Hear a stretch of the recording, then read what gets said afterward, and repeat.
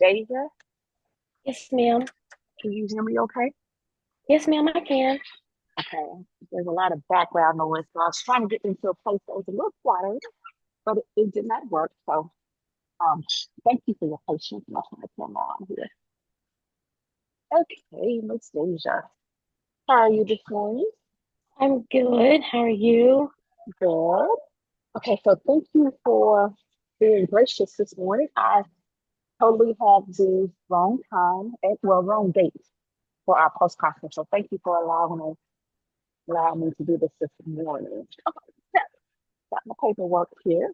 And so the purpose of the post conference is just to reflect over your lesson, which I enjoyed earlier this week, and just to hear your thoughts. I did have the opportunity to review your reflection as well as your self scores. And so I'm going to ask that you just give me your general overview about how you felt things went. I see your self scores, but also in doing your brief reflection, tell me if you had to identify just one area as a area of refinement and reinforcement, what would those be? Definitely. So for refinement, definitely the closure because I did not have one. Um, and when I went back and watched the actual good morning, when I went back and watched like the actual video of myself, I was like, definitely didn't have a closure. Um, and then for the area of reinforcement, I feel like I could pay attention to more of the students who I could tell were struggling. Um, I think I did an okay job at it, but I could definitely do better. Okay. Now, do you happen to have the video, access to the video? Yes, I Okay. yes, I uploaded it to Tavera, and Oh, you did? Okay. I Let me on. That's a problem. I looked the last time. Oh, it wasn't there. But hold on. I think we can put it up there. Hold on.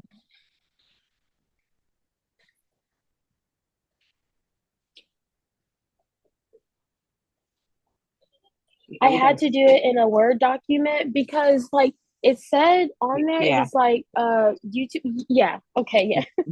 I already know. We're having issues with that. Okay. So just give me a few seconds. Let me get to it.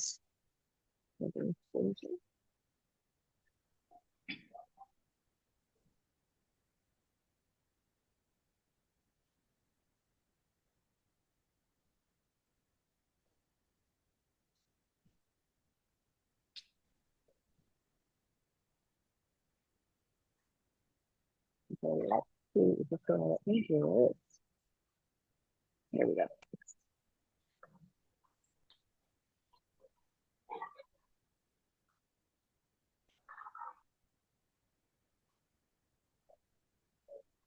Okay. So,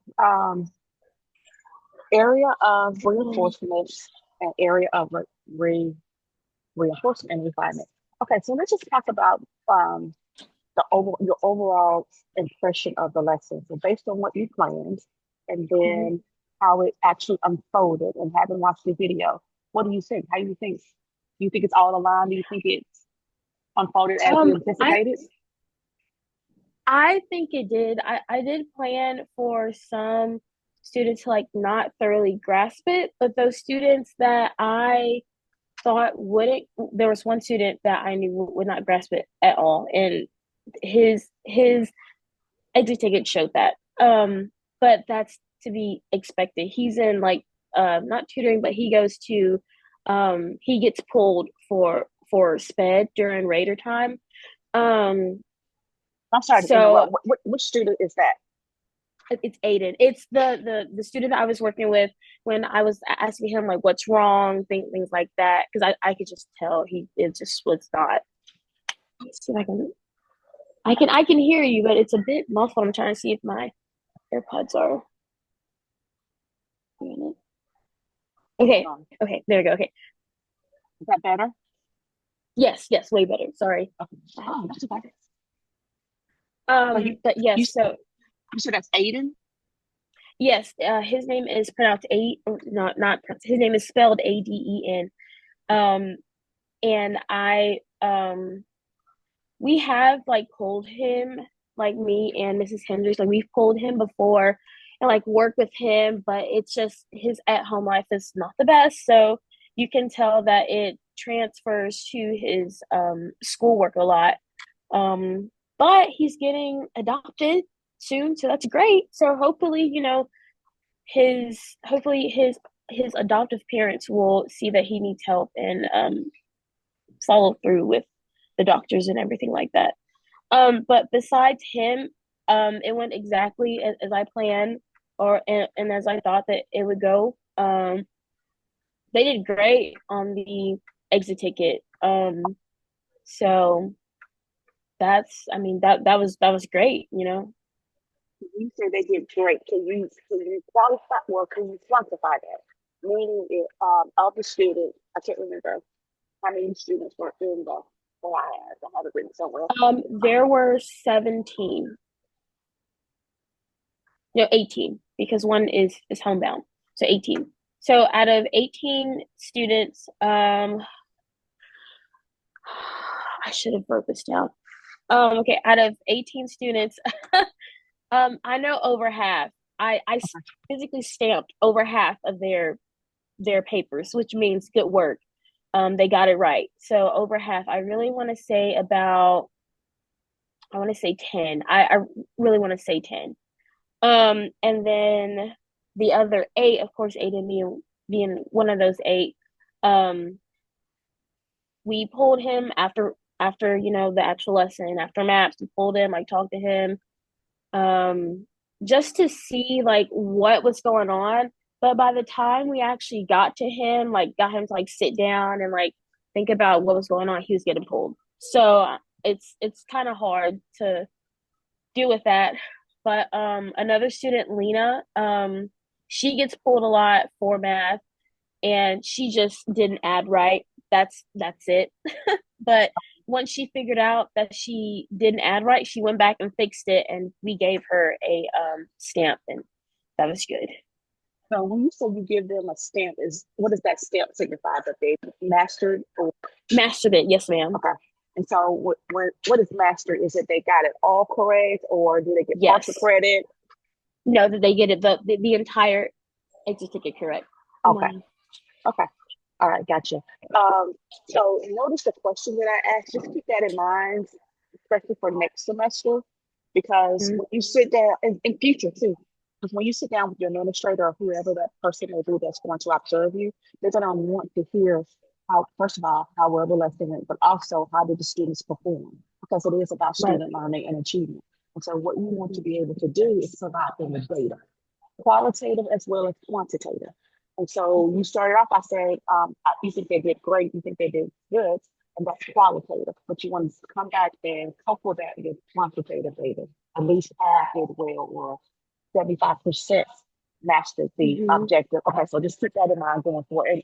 And next semester, we are going to do this full time. So you'll have practice at it, okay? But just remember that. Okay. Just, yeah, you just keep that in mind. Okay, so what I'm going to do and to show you a thinking from your reflection and also your video. So I think I have the cues.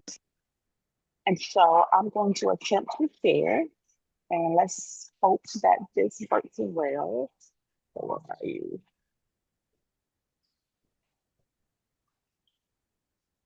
Okay. You tell me what do you see when it pops up. Um. Okay. Yes, I see the video. Okay. So hold on. It's a certain part I want you to so we are about 9 minutes in. Okay, so let me cue it up.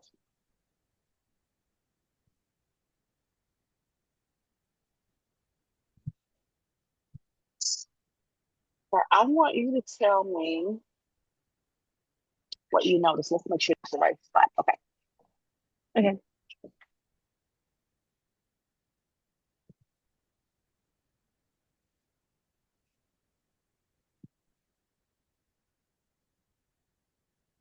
Am I supposed to be hearing sound?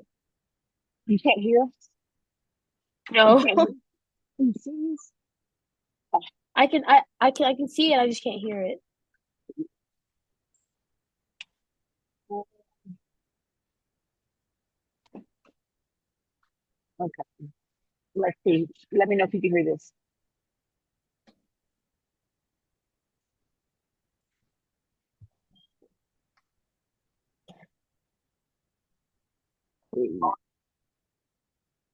Oh, okay, let me try one more thing. Make sure sometimes it works, sometimes it doesn't. Okay, let's try this. On a call.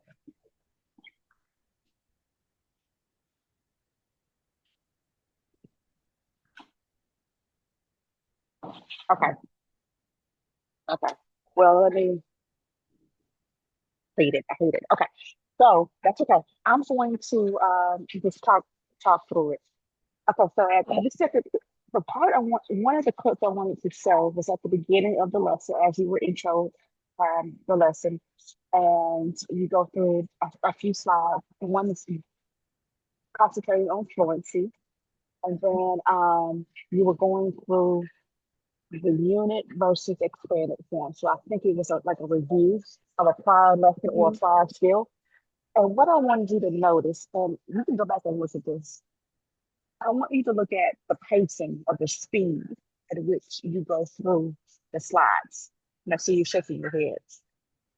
Yeah, Okay. I've Miss Hendricks has we've talked about it before, my pacing. It's not like, of course, it's not the best because this is my first time doing this. But like I do tend to like speed through it, and I need to slow down. Okay. I need to slow down. So this is a strategy that I encourage candidates to practice, especially when it comes to pacing. And Mhm. so I think that internally, especially when you're being evaluated or observed, you have this clock and you also have in the back of your mind all of these things that you have planned and you want to make sure you get through. And so you're just going through. And what happens is when you're driven by what you have planned and the lesson plan, you tend to not overlook, but that gives more, you give more attention to that than you do the students in front of you. So Mhm. I want you to be intentional. Slow down, ask a question or pose a question, and in your mind, give yourself 3 seconds. Okay. And it may feel very uncomfortable and it may feel odd, but in your mind, just go one Mississippi, two Mississippi, three Mississippi. And when you're doing that, look at the students, look for their facial expressions, look at their body language, look at those students that automatically raise their hands and those that do not. You can gather a lot of data in 3 seconds. Okay. Within that 3 seconds, formulate a plan. I'm going to call on the student that didn't raise their hand, or I'm going to call on the student whose eyebrow went up because that may be an indication he or she doesn't understand. You're going to get a lot of data in those 3 seconds. And then if you feel like everyone's is with you, then you can move on. Okay. But just practice giving yourself 3 seconds. Okay. And then that's going to slow down the pace. And then it's also going to give you an opportunity because this is another area I want you to concentrate on. And that is your questioning in terms of truly checking for understanding or extending the learning by providing academic feedback. So when I say Mhm. academic feedback, I mean, and you did a great job of saying, I tried to start doing chippy marks, but I lost count. You would say good job. Oh, you would say things like that. Oh, that's great. I like that. But what I want you to also practice is to within that 3 seconds as you scan, you're hearing, you call on the students, you're getting their feedback. Practice one time listen to what a student says, giving academic feedback that relates to the skill or the objective. Okay. So, Okay. uh, and then you're going to start to see that there's going to be trends that emerge. And more than likely, you're going to notice that before you get to the independent practice. Because Mm-hmm. I think you know that you said that um, you noticed that as they were doing as students were doing the independent practice, they really didn't have a true understanding. I think it was um, going to the what was it? What did you say? Hold on. Okay, why the adjustment must be applied to only one number in the compensation strategy. It's Mm-hmm. some students struggle with that. Yes. However, and it's good that it came up.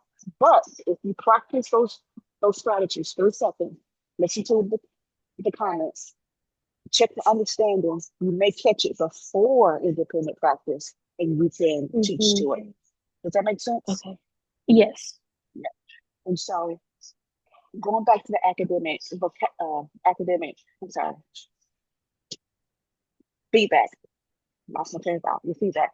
Okay, say for example, you had a student who was doing that procedure correctly, about choosing which number needed to be added, the one needed to be added to. Let's just say you had a few students that did that. And so when they gave you the correct answer, and you said, okay, good, Aiden, that's correct, that you added the one to this number. And so when Mm-hmm. Okay. when the students hear you say that, and they match that with what the student said, it begins to solidify that concept in their mind.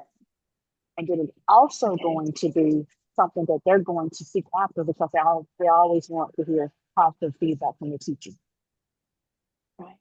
Okay. Okay, makes sense. Yes, I'm taking notes. Oh, okay, yeah. But just try that. Those are the 2 things I really want you to hone in on. And when I say check for understanding, you do you ask the questions, but I want you to be more intentional in the sense that I give out this information, I work a problem, right? And there you have a full response. So yes, do you understand? Does anybody suppose it's that's in the, oh, are you good? Um, you said that for a couple times. Are you ready to move on? Those kind of Mm-hmm. questions. Most likely everybody's gonna say, yeah, yeah, sure, you know. Mm-hmm. Um, but are they really ready? And the way that you can determine that is by asking or inserting one extra question and say, okay, Johnny, tell me what just happened, or class. And I'm not really a fan of thumbs up, thumbs down because most times a student who really doesn't understand is going to look around and say, everybody has a thumbs up, so I'm going to put my thumbs up. And that's, in my opinion, is not a true assessment.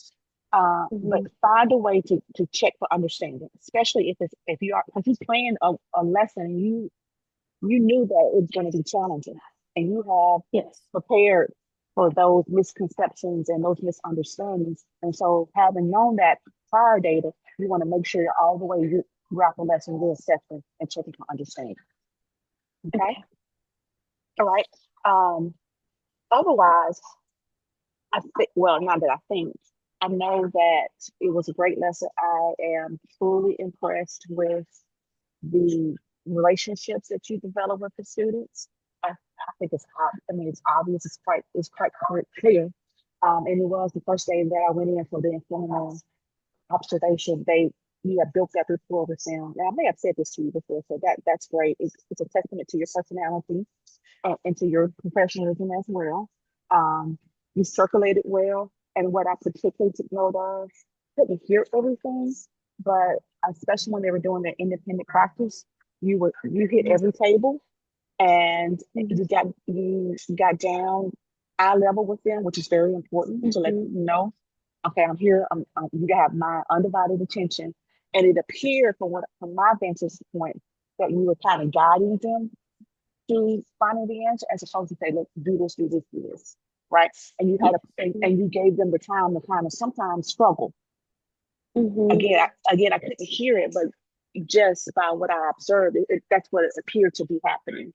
So that's very intentional, and I think that's well planned, and that's an asset. Okay, I didn't know if that was good or not, but No, okay, okay, good. yeah, okay. Why would you question it?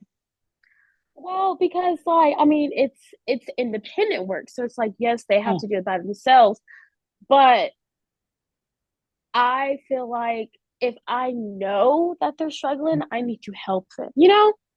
So I just didn't know. Ooh, okay, that's good. That's good that I did that. Okay, good. okay. No, I think, Okay. and I think that let me back that up by saying there's a balance to it. Okay, so Yes. look, so this was an intro lesson, right? Right. And so, and you anticipated that this is going to be challenging for some or for most. Now, if this was like your second or your third day on the skill, I may not have provided as much support as you did because Mm-hmm. there's at this point you would think they would be further along in their understanding. But because it was an intro lesson, it was you anticipated it being difficult or challenging. And as you Mm-hmm. walk around, you know those students are going to struggle. So just getting there. Sometimes I notice too that you will go to a certain student, but you may not have said anything. You were just there. And sometimes that's comforting as well. So Mm-hmm. yeah, it's independent, but it was an intro lesson, so I thought what you did was appropriate. And I retaught it again because Miss Hendricks had to leave. So I should have recorded it, but when I retaught it, it was I don't want to say it was like night and day, but I changed a lot from my first lesson. And like I was more intentional with them. So um I did a closure too. So Okay, I did that. okay. uh, Well, let me ask you. When you say you were more intentional, talk to you about that. What do you mean? well, I did notice that I was moving too fast the first Okay. time. So with the second class, I slowed down and I was like, okay, let's think about this. What are we struggling with? And my second class is more honest about things that they have trouble with. So I took that and it was the adding one number or two numbers, with the compensation strategy, and they were just like, I just don't understand. And I was like, okay, well, let's back it up. What exactly don't you understand? So we spent like 10 minutes like with me telling them why they had to do it to get the correct answer. So that was way better. Right, but you were able to identify that yourself and then Mhm. adjust for the later class. That's awesome. Okay. Now I only had to for this first round this semester. We are encouraged to choose one area of reinforcement and one area of refinement. And Mhm. so I've identified one, but in terms of reinforcement, those areas of strength, there's not just one. There's several, but I'm going to identify. I don't even know which one I'm going to identify, honestly. Um, oh gosh, I don't even know. I don't know. I don't know if it should be teacher knowledge of students, maybe environment. Um, uh, because you did what you were proficient in multiple areas. I would probably say, I would probably say teacher knowledge of students. Um, Okay. but it could very easily have been activities and materials. It could have been environment, like I said, definitely professionalism. So there's many areas of strength. But going back to teacher knowledge of students, I'm going to just highlight this. Uh, and it kind of goes to environment, but it's more so of knowing not only the academic level of your students, but also their personal background in terms of what's going on at home, like you just mentioned about aiding and how that impacts what's going on in school. And so having that knowledge and planning for it and making accommodation for it is is commendable, number one, and then also gives you a proficient level of teacher knowledge of students. So that's probably what would be the one that I go with. Again, however, um, other areas that certainly could have fit. definitely evident in your environment, how you have a great working relationship, not only with your mentor teacher, but also with your students. Great rapport there. In terms of area of refinement, I will, I would say academic feedback. And the reason I chose Yeah, I academic, was, yeah. I would say that because when you start to insert more of the academic feedback that's tied directly to the objective or the Hmm. skill, when you start to insert that more, that's going to give you additional data that's going to then impact how you present the instructional content. That's going to then impact how you question, and then that's going to then impact how you assess, particularly at the end of the lesson. Okay, Yes. so Hmm. that would be my area of refinement. Okay. Okay, so there's not any areas, and even I say area academic feedback, I would put that at a level two. There's nothing on this rubric as described that would constitute in your case a level one at all. Okay. So you're definitely developing maybe one or two areas, but all other areas definitely at a level of proficiency. Okay. All right. Okay. So do you have any questions, concerns, comments? Anything I've said that you may Um, want to clarify or even push back on? no, I do agree with the academic feedback being at a level two because I don't want to say I struggle with it, but sometimes it is hard for me. But but with the feedback that you gave me, I will make sure that I look back at it when I do my next lesson, and be like, okay, this is what I need to work on. And I would also say that my questioning, like you said, like the varied types of questioning, um, is something else. So yes, I will definitely take those into account. Think about, I want you to notice this, and sometimes it's difficult to do it real time, but as you start to insert more of the, when we call it, according to the rubric, high quality academic feedback, that means it's tied Mm-hmm. to the skill. You always represent back to that skill or the standard or the learning target. As you start to do that and you become more comfortable, the questioning will automatically fall in line. Okay. It goes hand in hand. And as we go through second semester, I'll make sure I highlight that because I'm sure you're going to continue to develop in that area, but you should start to see that organically unfold as well. Okay, Okay. and then you're going to get to those higher order thinking questions. Mm-hmm. Yeah, you'll see it get there.